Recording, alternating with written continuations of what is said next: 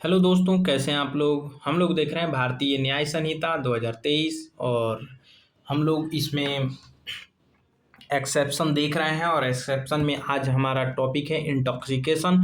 और इंटॉक्सिकेशन से रिलेटेड हमने पिछले वीडियो में बताया था कि दो सेक्शन है, सेक्शन 23 सेक्शन 23 और 24। ठीक है, 23 में है इंटॉक्सिकेशन इनवॉल्यूंटरी इंटॉक्सिकेशन और 24 में है वॉल्यूंटरी इंटॉक्सिकेशन। तो चलिए इंटॉक्सिकेशन के बारे में देख लेते हैं।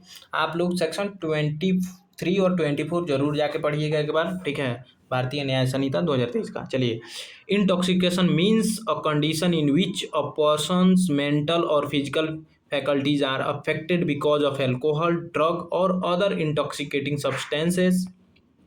However, the criminal law does not provide the same legal consequences for every case of intoxication। ठीक है, इंटॉक्सिकेशन क्रिमिनल लॉ जो है इंटॉक्सिकेशन के सभी केसों को एक प्रकार से ट्रीट नहीं कर सकता है। मतलब एक ही तरह से ट्रीट, मतलब same legal consequences for every case, मतलब सभी केसों के लिए अलग अलग ट्रीट करता है। ठीक है, the law distinguish between the voluntary and involuntary intoxication. ठीक है, लॉ डिस्टिंग्विश बिटवीन वॉल्यूंट्री और इनवॉल्यूंट्री। वॉल्यूंट्री अगर आप कर रहे हैं स्वेच्छा से तब तो भैया नहीं बचेंगे।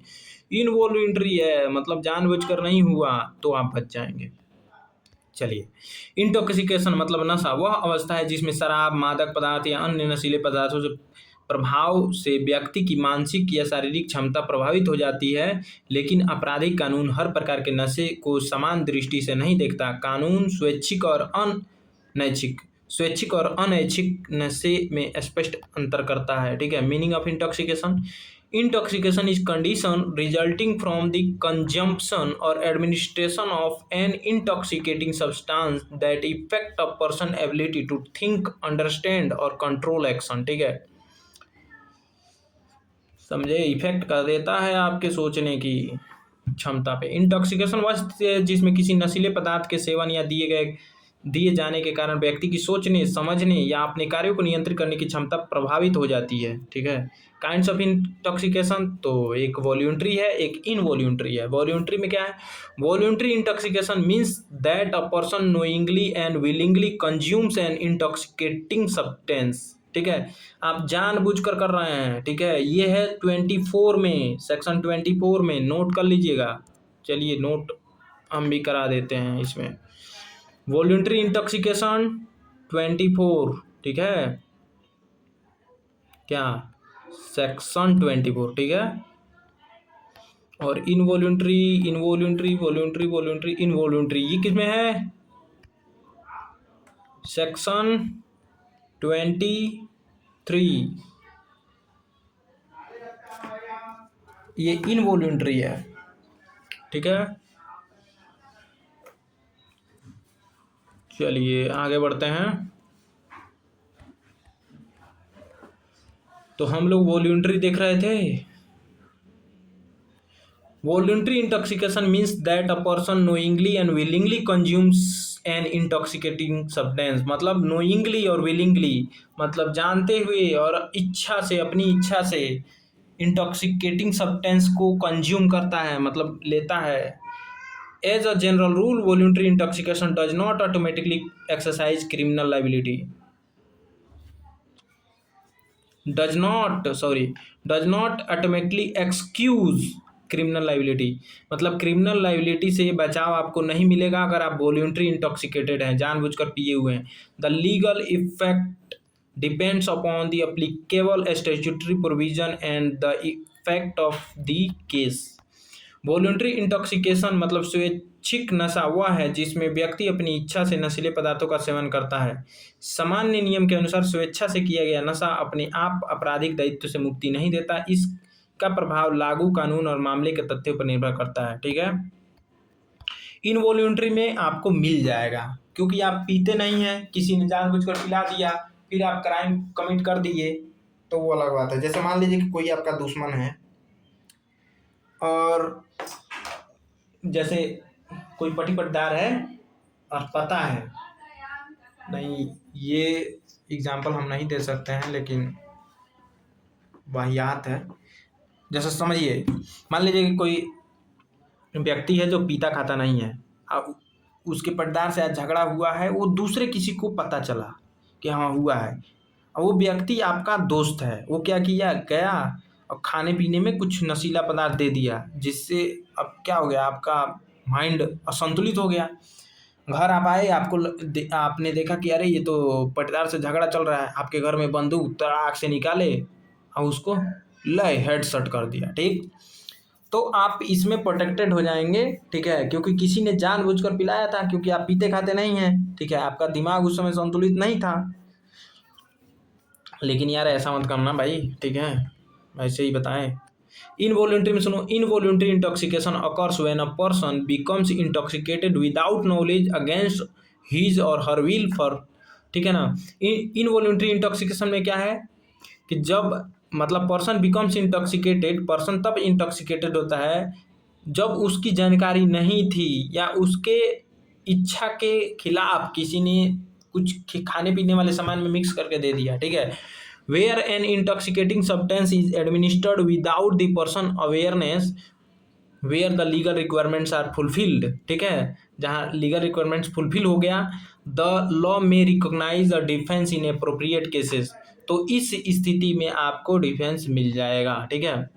इनवॉलंटरी इंटॉक्सिकेशन अनैच्छिक नशा तब होता है जब किसी व्यक्ति को उसकी जानकारी या इच्छा के बिना नशीली पदार्थ दे दिया जाता है। यदि कानून की आवश्यक शर्तें पूरी हों तो ऐसी स्थिति में जनरल एक्सेप्शन का लाभ मिल सकता है, ठीक है।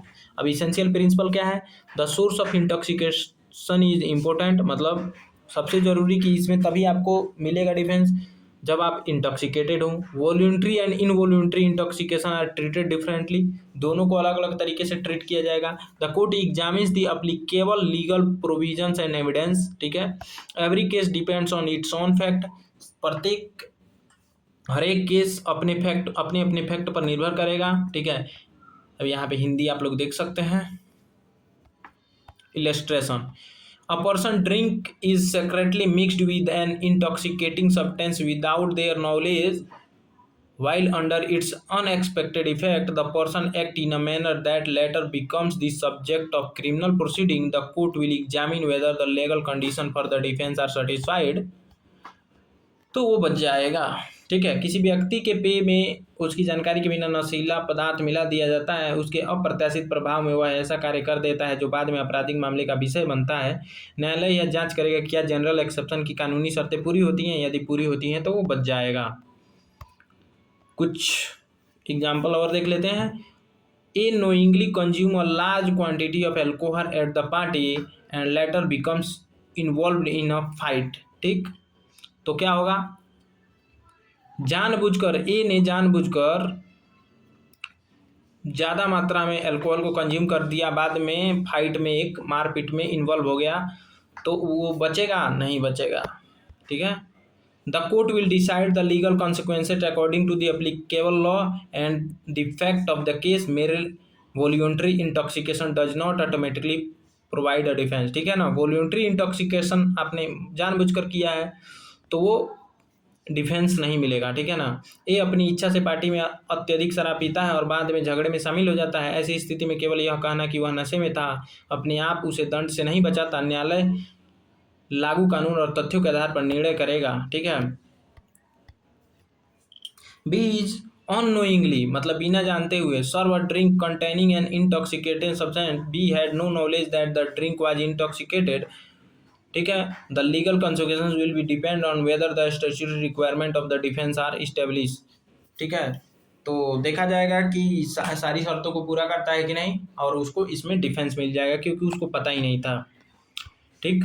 बी को उसकी जानकारी के बिना ऐसा पेय दिया जाता है जिसमें नशीला पदार्थ मिला होता है। यदि कानून की आवश्यक शर्तें सिद्ध होती हैं, मतलब वो सिद्ध हो जाता है कि हाँ उसकी जानकारी नहीं थी, तो न्यायालय जनरल एक्सेप्शन के प्रश्न पर विचार करेगा और उसको क्या कर देगा, एक्विटल दे देगा।